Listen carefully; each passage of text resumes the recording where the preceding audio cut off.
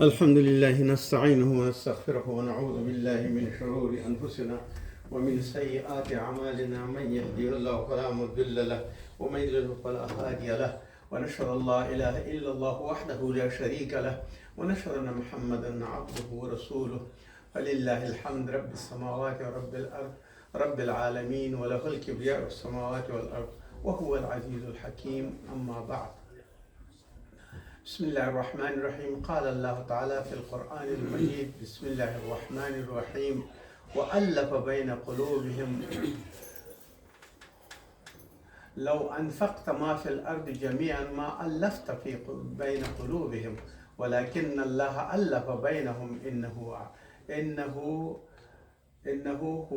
هو عزيز حكيم. أما بعد، وقال رسول صلى الله عليه الصلاة والسلام عن نعمان بن بشير رضي الله عنهم قال رسول الله صلى الله عليه الصلاة والسلام: ترى المؤمنين في تراحمهم وتواديهم وتعاطفهم كمثل الجسد إذا اشتكى عضوا تداعى له سائر الجسد بالسهر والحمى. متفق علیه. اما بعد، زما د ایمان او د کلمې ورونو، نن د اسلامي اخوت په برخه کې خبرې کوم. مسلمانان یو تر بل سره ورونه دي او د دې ورورګلوۍ په برخه کې قرآن عظیم شان او د رسول الله صلی الله علیه وسلم آیاتونه چې کوم یو دي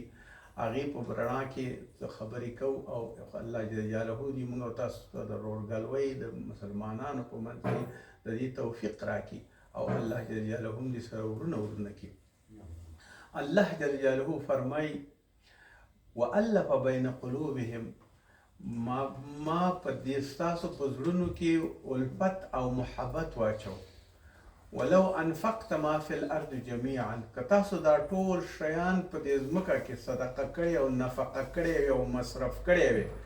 ما الفت بین قلوبهم، تاسو به د یو بل ترمنځ الفتونه او محبتونه نه وی اچولی. یعنی الله وایي چې زه محبت د خلکو په زړونو کې اچوم او د الله تعالی د مینې او د محبت نه د انسان زړه ډکوم او مسلمانان یو تر بله سره ورونه او محبت پکې اچو. ولكن الله الف بینهم، لیکن الله فرمایي چې دا زیمه چې ما الفت واچو بینهم په منځ د دې مسلمانانو کې، انه عزیز حکیم، او غالب دی او د حکمت والا دی. یعنی دا د الله جل جلاله ډیر لوی حکمت او ډیر لوی مهرباني ده چې د مسلمانانو ترمنځ محبت اچولی دی. هیڅ وخت محبت په خپله څوک نشي کولی او نه لار پیژني. دا د الله تعالی یو ډیره لویه هدیه او لوی انعام دی چې د خلکو ترمنځ یې زړونه دومره نرم پیدا کړي دي چې په خپله یو بل ته ورورګلوۍ او د یو بل سره د خبرو کولو یا د راکړې ورکړې او یا د روابطو جوړول کوي او هغه ټول شیان چې په الفت او په محبت باندې تعلق لري هغه ټول مسلمانان په خپله باندې اجرا کوي. ځکه په دې باره کې هیڅ وخت تاسو الفت نشئ اچولی. د مثال په توګه علما داسې وایي چې د دې آیات مطابق داسې دي چې کله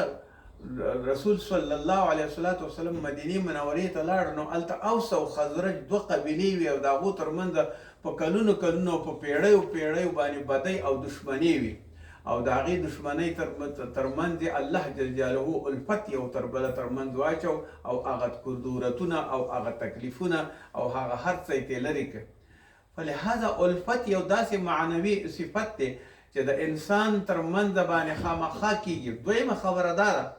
چې یو خو د اوس او خزرج قبیلې ترمنځ هغه بدۍ الله جل جلاله لرې کړي او الفتونه یې پکې واچول. والف بین قلوبهم، د هغې په منځ کې واچول. اوس او خزرج د پیړیو او د قرنونو نه بدۍ لرلې. دا داسې په دې بدۍ باندې ککړو چې ورځ په ورځ به د دوی بدي زیاتېدله او یو تر بله به یې سره مرګونه او تکلیفونه زیاتېدل. خو الله جل جلاله فرمایي چې ما د دوی ترمنځ الفتونه او محبتونه واچول. یو خو دا د اوس او د خزرج الفت شو چې الله جل جلاله دا جوړ. دویم الفت وګوره چې دغه مهاجرین کډوال یا کوچان کله ورغل د رسول الله صلی الله علیه وسلم هغه صحابه ورغل مدینې منورې ته، که د الله جل جلاله الفت په منځ کې نه وي دا نسوار چا ساتلی شو من حیث د میلمنو او من حیث د دې چې د دوی سره کومک وکړلی شي د یو داسې سړي د یو داسې مخلوق په لحاظ باندې دوی حمایه کړل چې هغه ډېر د زړه سوان دي او د ترحم وړ وو ځکه هغوی سره هېڅ شی نه و د هغوی جامې نه وي د هغې خوراک نه و د هغوی د اوسېدو ځای نه و د هغوی دپاره کسب و کار نه و د هغوی سره د چا محبت او دوستي او رشتهداري نه وه دوستي او خپلواني نه وه په لحاظه الله جل جلاله چې د دوی ترمنځ د اوس او د خزرج ترمنځ یې الفت واچو د هغوی بدۍ ټولې ختمې کړې دا د رسول الله صلی الله علیه وسلم پاک ذات چې د دوی د بدۍ په هېڅ شي باندې نه کېدلې حتی د رسول الله صلی الله علیه وسلم د تګ په وخت کې ځینې خلک چې رسول الله صلی الله علیه وسلم ته راغلي هغه د هغه بلې قبیلې نه په پټه باندې د شپې راغلي او په یو ترتیب باندې راغلي چې رسول الله صلی الله علیه وسلم ته ستړي مشي او مندنه باشي وکړي دا اوس او خجرت الله جل جلاله د الله جل جلاله په فضل سره د رسول الله صلی الله علیه وسلم په برکت سره الله جل جلاله سره ورونه کړل دویم مهاجرین وګوره هغه وږي تږي او تر رسول الله صلی الله علیه وسلم تر پورې تر تګه پورې دا سره الله جل جلاله سره یو ځای کړل بر الله و د هغې نه د دوی الفت ته څنګه ضرورت و الفت ته ضرورت ځکه و چې الله جل جلاله هلته یهودانو هلته نور قومونه اوسېدل هغوی مسلمانان بد ګڼل هغوی ته دا ضعیفه ښکاره کېدل اوس او خزرج په خپله باندې ټول د بېلتون د لاسه او د تربګنۍ د لاسه ټول د یهودانو نوکران شوي وو د هغو مزدورانو الله جل جلاله د دوی ترمنځ دومره الفت واچو یو ځای کړه یو قوت یې ترې جوړ کړه او بالاخره حتی دې ته هم حاضر شو چې د رسول الله صلی الله علیه وسلم په خدمت کې غزوات او جنګونه هم وکړي او هغې ته هم حاضر شو دا د الفت د الله جل جلاله دی چې په دې په زړونو کې واچو او د دې الفت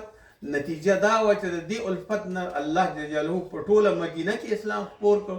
بیا ورکه ټول سعودي او عربستان کې خپور کړ او بیا په ټوله نړۍ کې اسلام خپور شو ځکه چې د یو د بل سره الفتونه پیدا شو د یو بل سره رشتې پیدا شوې دا د الله تعالی ډېر لوی فضل او کړو والف بین قلوبهم د دوی ترمنځ الفت واچو او رسول صلی الله علیه وسلم فرمای نعمان بن بشیر روایت کی تر المؤمنین او رسول الله صلی الله علیه وسلم فرمای تاسو به وګورئ مؤمنان فی تراحمهم دوی به یو تر بل سره ترحم کوي یعنی په خپل منځونو کې به سره داسې یو معامله کوي چې هغه د رحم او د محبت وي یو خدا شي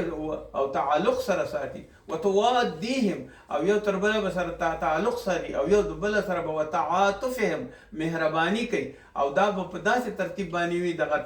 راکړه ورکړه روابط ساتل ترحم کول تعاطف او عطف کول او لطف کول یو په بل باندې مهرباني کول دغسې خلک جوړ کړه رسول الله صلی الله علیه وسلم ډېر یو ښایسته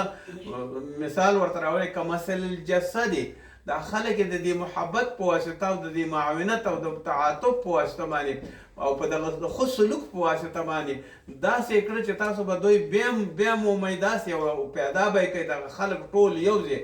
لکه د یو بدن حال چې وي یو بدن وي یو وجود وي یو صورت وي په لحاظه دې کې هیڅ شک نه وي او هیڅوک بیل نه وي او هماغه وي او د مهربانۍ او معاونت سلوک کې د دومره اندازې پورې زیات شو چې د ورورګلوۍ نه هم زیات شو ځکه د دوی ترمنځ د مهاجرو او د انصارو ترمنځ عقد مواخات جوړ شو عقد مواخات دا و چې کوم یو څه چې وو حتی انصار دې ته حاضر شو چې خپله دوه ښځې بیا لرلې وه یوه طلاقومه چې یوه ته په نکاح کې او ځینې خلکو به دا ورته ویل چې موږ سره کار کوئ یا دا کوئ یا نه کوئ خو مهاجرو څنګه چلو کړو مهاجر ورته ویل نه تاسو نه ښځې غواړو نه تاسو نه کور غواړو نه تاسو ته هېڅ شی نه غواړو موږ ته د بازار لار وښایي د بازار د مدینې لارې ورته وښودل او څه کومک یې ورسره وکړه واړه شیان بیا خرڅول الله جل جلاله د همغې نه ډېر زیات پیسې او دنیادار کړه مهاجر هلته ډېر زیات تکړه شو او ښه شو په لحاظه دا د الله جل جلاله هغه عطف او هغه برکت دی چې د دوی ترمنځ باندې دا دومره برکت واچو چې دوی د یو جسد په خاطر باندې یو جسد بیا رسول الله صلی الله علیه وسلم داسې وایي اذا اشتکا عضوا د دغه یو جسد نه که چېرته یوه عضوه تکلیف شي او زحمت شي او په درد باندې شي تداعي له سائر الجسد د دې لپاره ټول وجود ناقلاره کېږي او ټول وجود د دې سره په دې غم کې شریک کېږي ځکه یو ځای سر خوږېږي خپه خوږېږي لاس خوږېږي ټول وجود ورسره ناقلاره وي او ټول وجود د دې په خدمت کې وي بس سهر والحما د دوی بدن د یو اعضاء غوندې شو، دا عضو دومره اندازې پورې شوي چې هیڅوک فکر نشي کولی چې دا بیل شي نه دي، او یو بل ته دومره نږدې شو او دومره سره تکلیفونو کې سره یو ځای شو، غم شریکۍ کې سره یو ځای شو چې یو به مریض شو، تکلیف به شو، یوه عضو یو سړی به مریض شو، ټول به ورسره مریضان کېده او ټول به ورسره په تکلیف کې شریکېدل. متفق علیه. ولهذا د اسلام یوه لاره دا ده، د کفر لاره هغه ده چې د هغو کې الفت نشته دی، هغو کې محبت نشته، صرف د دنیا ګټې دي او د دنیا اقتصادي شی نه دی، تاوان او ګټه ده. اما په مسلمانانو کې الله جل جلاله د دین په خاطر باندې، د مذهب په خاطر باندې او د اسلام په خاطر باندې داسې یو قسم ته ورکې واچو، دومره الفت یې ورکې واچو چې کله بېلېدونکي نه وي. او الله جل جلاله فرمایي الف بین قلوبهم الاوس والخزرج، دا دواړه هغه قبیلې دي چې مخکې په جنګونو کې نو الله جل جلاله د اوس او خزرج څومره سره نږدې کړه او بیا د رسول الله صلی الله علیه وسلم تر رهنمایي لاندې دې خلک دې ته حاضر شو چې قرباني مو ورکړي، غزواتو ته ملاړ شي، ټول شیان مو وکړي. فلهذا د الله جل جلاله مهرباني ډېره لویه زیاته ده او د الله جل جلاله او بیا دې کې فی توادیهم وتراحمهم وتعاطفهم دا دی. سعدي صاحب وایي چې بني آدم اعضای یکدیگرن، ټول انسانان یو د بل اعضا دي او یو تر بل کې در آفرینش دی یک جوهرن، دوی د اصلا په یو جوهر باندې پیدا شوي او په یو ترتیب باندې پیدا شوي چې عضو بدرد اورد روزګار، کله چې یوه عضو روزګار یا وخت ور باندې تکلیف ور باندې راشي او حالات او شرایط ور باندې خراب شي، دیگر عضو هارا نه مانت قرار، نور عضو ته هیڅ راحت نه پیدا کېږي. یو ورور که چېرته په یو اجتماع کې تکلیف شي او زحمت شي، ټول خلک ورسره په تکلیف باندې وي. د دې معنا دا ده چې هیڅ عضو د انسان که چېرته په درد راځي، ټول عضو ورسره همدردي کوي. او یو انسان، یو مسلمان که چېرته یو مسلمان ورور په تکلیف باندې شي، ټول مسلمانان ورسره یو ځای کېږي. فرمایي الله جل جلاله واطیعوا الله ورسوله، د الله اطاعت وکړئ او د رسول اطاعت وکړئ، ولا تنازعوا، او تر خپلو منځونو جنګونه او تکلیفونه مه پیدا کوئ، فتفشلوا، تاسو به ضعیفه بشئ، بې همته بشئ او زور به ملاړ شي، وتذهب ریحکم، او ستاسو هغه صبر او نصرت به ټول خراب شي. تاسو فتفشلوا ریحکم، ستاسو هغه زور او قوت به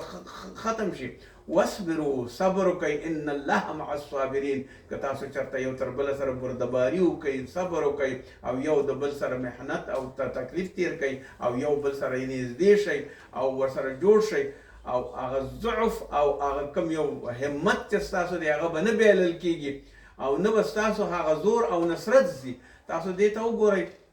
د دې یو ښه مثال دا دی، رسول الله صلی الله علیه وسلم د بدر په غزوه کې، د احد په غزوه کې یو کنډو ته 50 کسان مجاهدین مقرر کړي، تاسو به دا نه پرېږدئ، که موږ مړه شو او که ژوندي شو تاسو به د دې نه راکوزېږئ. هغوی یو وخت داسې ولیدل چې ټول عربان، ټول قریش، ټول هغه ټول په شکست باندې شو. کله چې دوی شکست ولیدل چې دوی خو شکست وکړ، د رسول الله صلی الله علیه وسلم خبره یې هېره کړله او ټول راکوز شو. هماغه کنډو باندې چې دا مجاهدین ناستو او د غزا دپاره ناستو، په هماغه کنډو او په هماغه ځای باندې، په هماغه مورچه باندې مشرکین را اوخاته او مسلمانانو ته دومره سخت تکلیفونه ورسول، حتی د رسول الله صلی الله علیه وسلم غاښ هم پکې شهید شو او ډېر صحابه هم پکې شهیدان شو. ځکه چې دې دپاره چې رسول الله صلی الله علیه وسلم ورته ویلي چې دلته مرګ راشي هم تاسو به نه راځئ او هماغه ځای کې به اوسېږئ. والف بینکم فتفشلوا، دو په خپله باندې ضعیفه شو او ځانونه یې ضعیفه کړه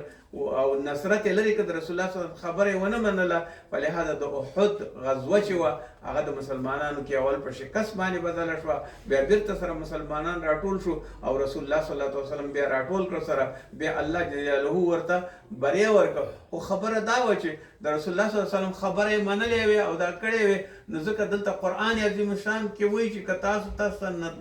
نزاع وکئ، نافرماني وکئ، یو تر بل لرې شئ، همت به ملاړ شي، فتفشلوا، همت به ملاړ شي، ضعیفه به شئ، وتذهب ریحکم، او ستاسو قوت به ختم شي. فلهذا مرچل ساتل، دین ساتل، دا په هغه وخت کې کېږي چې یو مجاهد، یو مسلمان دی مدام بیدار وي او د دې بیدارۍ د ثبات دپاره الله جل جلاله دوی ته بیا توفیق ورکوي. په دې آیات کې د دې ارتباط ډېر زیات مهم دی چې الله جل جلاله د دې ذکر د صبر کړی دی. که چېرته تاسو ضعیفه کېږئ نه، نو صبر کوئ، یو په بل باندې سره جنګونه مه کوئ. نو صبر ځکه چې الله جل جلاله مع الصابرین دی، سره د صبر دی. صبر تلخ است ولیکن بر شیرین دارد. رښتیا هم چې صبر ډېر تریخ شی دی، خو دا چې یو میوه یې ډېره زیاته خوږه ده. ولې که تاسو صبر نه کوئ او یو تر بله سره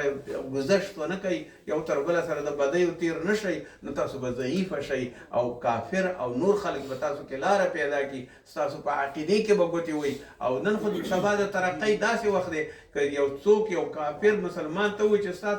څه حیثیت دی، خپل حیثیت خپل نه پیژني چې ما سره شکر ایمان شته دی،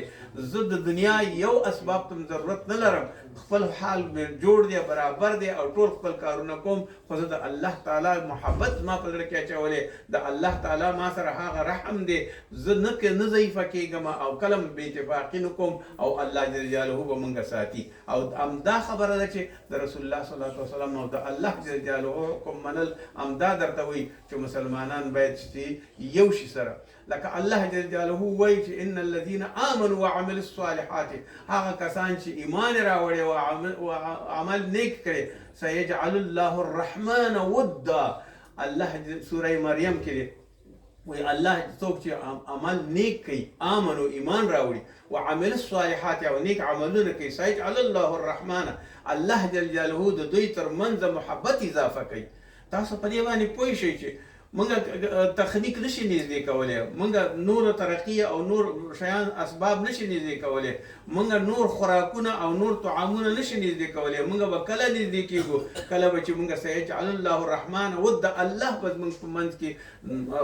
نیکي اچي. او ولې به یې اچي؟ آمنوا وعملوا الصالحات، که موږ په الله ایمان راوړو، نیک عمل وکړو، الله جل جلاله به زموږ په منځ کې محبتونه واچي. او کله چې موږ کې محبت پیدا شي، بیا به داسې شو لکه یو حصار، یوه قلعه، یو ډېر کلک به شو، مسلمانان به جوړي. تاسو په دې باندې فکر وکړئ چې دا دومره شیان، شؤونات او صفات چې ذکر شوي دي، دا د دې لپاره شوي چې ستا مسلماني پوره شي. یو مسلمان پوره اسکلټ ولري، پوره وجود ولري، پوره موجودیت ولري، او د دې ټول عاطفه او ټول لطف او ټول کارونه او ټول هغه حقوق او وجایب چې دته ورکول شوي دي، هغه د الله جل جلاله په نام باندې پوره کړي. نو کله چې د الله عبادت سړی کوي، کله الله ته نږدې کېږي، نو مسلمانان یو تر بله سره یو ځای کېږي. زمونږ بل ورور ته نږدې ته ضرورت نشته چې ټول زمونږ ورونه دي، خو که کله مونږ په مسلمانۍ باندې ځان پوه کړو او د مسلمانۍ نه داسې ګټه واخلو چې یو د بل وجود جوړ شو، لکه دا پورتني ټول شیان چې وویل شو دا د دې لپاره شو. وعنه قال بیا روایت کې رسول الله صلی الله علیه وسلم نه قال رسول الله صلی الله علیه وسلم فرمایي المؤمنون كرجل واحد، ټول خلک یو وجود دی، یو سړی دی، یو مثلا لاس او پښې او دا ټول شیان دی، یو وجود شیان دي. مؤمن كرجل واحد ان اشتكى عينه اشتكى كله، کله چې یو سترګه خوږیږي ټول وجود یې خوږیږي ورسره. د دې معنا دا ده چې که یو سړی په اجتماع کې مریض شي، ټول خلک ورسره مریضان دي. که د یوې سړي سترګه خوږیږي، ټول خلک په سترګې ورسره خوږیږي او ټول خلک ورسره ناکلاره دي. اذا اشتكى عينه اشتكى كله. وان اشتكى رأسه، او که چېرته دی د سردرد شي او د سر نه تکلیف وي، نو اشتكى كله، د دې ټول وجود به تکلیف باندې وي. رواه المسلم. وجود د هر یوې عضو نه تکلیفېږي، همداسې هغه ورور دی چې ستا په کور کې دی، ستا په اجتماع کې دی، ستا په سوسایټۍ کې دی، ستا په دې لښکر کې دی، تا سره په جومات کې دی، تا سره په کلاس کې دی، تا سره په یونیورسټۍ کې دی. هغه که چېرته زخمي شي او تکلیف شي، باید ته ورسره هماغسې په هماغه ترتیب باندې یو ځای شي. او ځکه چې الله تعالی دلته دا وایي، ولې دلته وایي بحبل المتین، الله جل جلاله وایي تاسو کله چې د الله په هغه کلکه رسۍ باندې، په هغه کلک دین باندې خپل لاسونه ټینګ کړئ، نو الله جل جلاله به تاسو ته د اسلام هغه څه په نصیب کړي کوم یو چې صحابه او کرامو ته او کوم یو چې هغه خلکو پیغمبرانو ته کړي وو، هغوی څومره ډېر زیات کلک په دې باندې. عن ابي موسى رضي الله عن النبي صلى الله عليه وسلم فرمای قال المؤمن للمؤمن كالبنيان يشد بعضه بعضا ثم شبك بين اصابعهم. رسول صلی الله علیه وسلم فرمای چې رسول الله صلی الله علیه وسلم فرمایي مسلمانان یو د بل مسلمان سره داسې دي لکه یو مکان یا لکه یو آبادی یا لکه یو دیوال مضبوط دي او یو د بل طاقت دی، یو د بل خخته ده او یو په بل باندې نښتي دي او د دې مضبوطوالي او طاقتوالي هغه وخت حاصلېږي چې دو سره یو ځای وي او هغه مکان په شان دي چې یو په بله خخته باندې ږده او یو په بل باندې جګوه. ځکه دیوال کوټه هر څه چې ته جوړې تعمیر چې جوړې الله جل جلاله به یې همدغسې جوړوي. او بیا رسول صلی الله علیه وسلم وایي چې ستاسو کل بنیان یې، ځکه یو د بل سره دیوال یې کلکېږئ، یو تر بل سره یو اتفاق کوئ، یو موضوع ده، یو وجودم دی، ټول غم او خادم سره شریکه ده، دینم سره شریک دی، هر څه سره شریک دی، دې باندې هیڅ شک نشته دی. بیا رسول صلی الله علیه وسلم د مثال په طور شبک بین اصابعه د خپلې ګوتې دغسې یو ځای سره کړي که تاسو دغسې اوسېږئ دغسې به یو قول اوسېږئ، یو ځای به اوسېږئ او هېڅ وخت به سره نه بیلېږئ. او کله چې تاسو سره بیل وي نو دا به دې لاس کې وي دا به دې لاس کې وي. او شبک رسول الله صلی الله علیه وسلم دا مثال د رسول الله صلی الله علیه وسلم چې تاسو یو شی سره برابر شی سره تاسو باندې بیا د هیچا زور نه رسیږي او هیڅوک به درته څه نشي ویلی. فلهذا دلته اتفاق او اتحاد ډېر ضرورت دی. الله جل جلاله فرمایي قرآن عظیم شان کې انما المؤمنون اخوة، ورونه مسلمانان ټول اخوتون ورونه دي. فاصلحوا بین اخویکم، که چېرته کوم یو تکلیف درکې پیدا شي فاصلحوا بین اخویکم، د خپلو مسلمانانو ترمنځ صلح وکئ، نزدېکت وکئ، تېرېده وکئ، یو بل ته معافي وکئ. واتقوا الله، دا د الله جل جلاله تقوا ده. واتقوا الله، د الله نه ویرېږه او تقوا ستا زړه دی الله جل جلاله په تقوا باندې مزین کی او ور باندې برابر کی. لعلکم ترحمون، کله چې تا تقوا وکړه الله جل جلاله په تا باندې ترحم وکړي. آیا د الله ترحم تاسو نه منئ؟ د الله ترحم د مور او پلار نه ډېر زیات دی. د الله ترحم رسول صلی الله علیه وسلم وایي تاسو نه ګورئ چې یو زناور یو شی په یو بچی باندې خپل خپګ دی، هغه یو مرغه په یو خپل بچی باندې خپګ دی، دومره ډېر زیات ترور شي چې د دې خپې لاندې یا کوم مرغه راغلی دی هغې په دې باندې نور ټول د خپو لاندې یو ترور او زر خپل اغذیه پرېږدي او برابر شي. نو دغسې مسلمانان چې دي کله چې یو ته تکلیف ورسېږي بل مسلمان باید وخواخلي. دا صفتونه پیدا کول په ځان کې دا یو وړتیا غواړي، دا یو ابیلیټي غواړي، دا داسې یو طاقت غواړي چې مسلمانان دا ځان کې پیدا کړي. دې خواته ګورې هم مسلمان، دې خواته ګورې هم مسلمان، مخامخ ګورې هم مسلمان، شاته ګورې هم مسلمان، در سره جماعت کې ناست هم مسلمان، په مړي او ژوندي کې هم در سره مسلمان، په کور کې هم در سره مسلمان، په سارا کې هم در سره مسلمان، په جاب او وظیفه کې هم در سره مسلمان، په ملک او مملکت کې هم در سره مسلمان.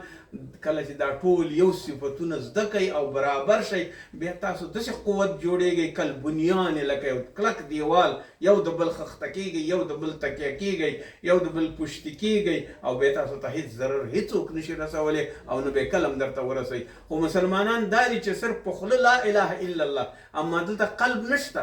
که قلب کې دا شی راشي او دا تغییر راشي او مسلمان زړه برابر شي نو مسلمانان داسې فکر کوي چې په اسیا کې، په امریکا کې، په استرالیا کې، په بل کومو مملکتونو کې لرې زما هغه ورور دی، هغه زما ورور دی، باید زه پرې وخوځېږم. افغانستان کې زلزله شوې باید په هغې وجاړم، پاکستان کې سیلاب راغلی خلک یې وړي باید په هغې باندې وجاړم، په فلسطین کې تکلیف او زحمت دی باید په هغې باندې زه یو شم. نور هیڅ مې هم د وسه نه کېږي. شاه ولي الله ډهلوي صاحب وایي چې وس دې نه رسېږي او چا سره کومک نه شي کولی، دومره خو کولی شي چې الله ته پرې رحم و کرم وکړي، دعا خو ورته کولی شي. دا د مسلمانۍ هم یو شکل دی. کله چې تاسو په دې ټولو شؤوناتو کې خپله مسلماني برابره کوئ الله در باندې په خپله باندې فکر کوي او وایي لعلکم ترحمون، تاسو باندې زه رحمت کوم. رحمت د الله په هر ځای کې دی او په هر چا باندې، په اولادونو دی او په خلکو باندې دی. نو الله جل جلاله در باندې رحمت وکړه ځکه چې تاسو مسلمانان یې او د مسلمان که خپله ځان وپېژني او خپل وجیبه وپېژني او مسلمان خپل شخصیت وپېژني هېڅوک به ورباندې رانشي او هېڅوک به ورته څه ونه ګوري او نه به ورته څه ضرر او تکلیف ورسولی شي. انس رضی الله عنه روایت کې قال رسول الله صلی الله علیه وسلم فرمایي انصر اخاک ظالما او مظلوما، خپل رور ظالم وي او که مظلوم وي د هغې نصرت وکړه، د هغې کومک وکړه. ظالم وي او که مظلوم وي ته د هغې نه. فقال رجل، یو سړي ورته وویل یا رسول الله صلی الله علیه وسلم انصره مظلوما، هغه چې مظلوم وي، تکلیف لاندې وي، ظلم پېښ شوی وي، هغې سره به موږ کومک وکړو. فکیف انصره ظالما، د هغه چا مدد به څنګه وکړو چې هغه ظالم وي؟ نو رسول الله صلی الله علیه وسلم ورته په دې کې قال تمنعه من الظلم، د هغې سره کومک دار یې چې د دې منع یې کا د دې ظلم نه. دا خوښه دې په نصیحت باندې کېږي، دا خوښه دې د لاس په حرکت باندې کېږي، دا دې په مال باندې کېږي. هغه سړی د ظلم نه منع که، تمنعه منع که، رسول الله صلی الله علیه وسلم امر کوي چې منع که د ظلم نه، او ورته داسې نصیحت ورته وکړه، یو بل څه ورته وکړه من الظلم. فذلک نصرک، دا ستا نصرت دی د چا سره؟ ایاهو، هغه ظالم سره چې هغه بل مسلمان ځوروي. فلهذا د مظلوم سره خو نصروي کې، او د ظالم هغه وخته پورې ورسره نصرت وکړه تر څو پورې چې د ده حیثیت برابر شي او جوړ شي او دی د ظلم نه منع شي. متفق علیه. زما ورونو، د اسلام دپاره کومه ایډیا او کومه مفکوره چې رسول الله صلی الله علیه وسلم راوړې ده او کوم څه چې د هغې کې کوشش کړی دی، تاسو دې ته وګورئ چې د رسول الله صلی الله علیه وسلم حالت څه و. کله هم ورسره په مړه خېټه باندې ډوډۍ نه ده خوړلې، کله هم په مړه خېټه غذا نه ده خوړلې، ټول عمر نار دی ګرځېدلی، کله هم ښې جامې نه دي اغوستې، کله هم په راحت باندې ورځ نه ده تېره کړې، نه ورته پکې و، نه کنډیشن، د سعودي ګرمۍ وي، تکلیف و، دشتې وي، غذاګانې وي او منډې تړې وي. دغه دې ته ان الله مع الصابرین، نو الله د صابرانو سره دی. نن د محمد صلی الله علیه وسلم نفس وګوره، 50-60 هیوادونه ټول مسلمانان شوي دي، او دا ټول خلک ورځ په ورځ باندې اسلام زیاتیږي او د ورځ په ورځ باندې زیاتیږي. ومې لید په یو اخبار کې چې هغې اوس په شمالي کوریا کې د رسول صلی الله علیه وسلم مولود شریف لمانځل کېده، هلته قرآن ولوستل شو، هلته ویل چې د دنیا د ټولو نه د صلح سړی، د ټولو نه اوچت سړی، د ټولو نه مضبوط سړی، او د ټولو نه له ښه لارښود او ښه حکیم سړی هغه رسول الله صلی الله علیه وسلم محمد مصطفی صلی الله علیه وسلم. فلهذا د محمد مصطفی صلی الله علیه وسلم شیوه، د هغې اخلاق، د هغې تکمتونه، تکلیفونه باید موږ ضایع نه کړو او د هغې نه کار واخلو او د هغې په نصیحتونو باندې لاړ شو. هېڅ هم نشو کولی. د جومات ته ولې نه راځو؟ په خېټه ماړی و، هر څه یو، بچي ولې نه راوړو؟ سبقونه پرې ولې نه ویو؟ سپارې پرې ولې نه ویو؟ قرآن پرې ولې نه ویو؟ خپلې ژبې پرې ولې نه یادو؟ موږ او تاسو ډېر افسوس کوو په دې باندې چې ډېر شی نه زموږ نه لرې دي. الله تعالی د صابرینو سره ملګری دی. الله دې موږ او تاسو د صبر اجرونه او عوضونه راکړي. ربنا اتمم لنا نورنا واغفر لنا انك على كل شيء قدير. وصلى الله تعالى.